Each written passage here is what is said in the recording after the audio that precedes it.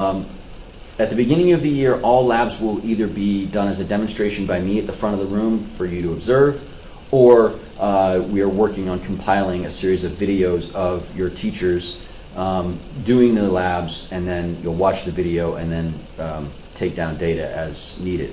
So for at least the beginning part of the year, we won't be doing labs in real time, in person, or remotely. There won't be any lab work that you will do directly. It'll either be watching me do a lab or watching a video of myself or one of the other teachers doing the lab and then collecting the data that way. Having said that, there are a number of things that you need to keep in mind. There's a safety contract that you still need to sign, and that's one of the very first assignments that you'll have for this year, is getting the safety contract filled out and signed by yourself and by a parent or guardian at home. That contract outlines everything that is true and all the safety rules and things. I'm going to show you a video that outlines some broad safety rules and things to do and not to do. I'll tell you this though, the very basic thing comes down to this. Pay attention to what you're doing at all times in the lab.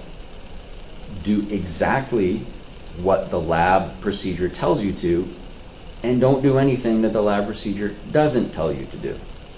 If you have any questions, ask your lab partners and then ask me. You will have read, or you will be assigned to read the procedure for labs prior to starting, so you should know what you're doing when you walk in the lab. But again, there are step-by-step instructions that are there to make sure that everything works safely and that reactions and things happen correctly, because if you do things out of order, sometimes the reaction doesn't work properly and then you don't get to see the reaction that you're looking for and the data isn't there.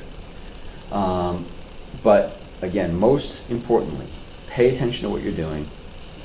Do what the lab tells you to do. Don't do anything it doesn't tell you to do. There's lots and lots of things that people like to do to kind of experiment on their own. Don't do those things. Okay? If it isn't in the procedure, don't do it. And finally, if you're not sure what a lab procedure is telling you to do, ask your lab partners, if and when you have them, and if they don't know the answer, or you're still unsure of their answer, whether it makes sense or not, then you ask me, and I will be happy to help you.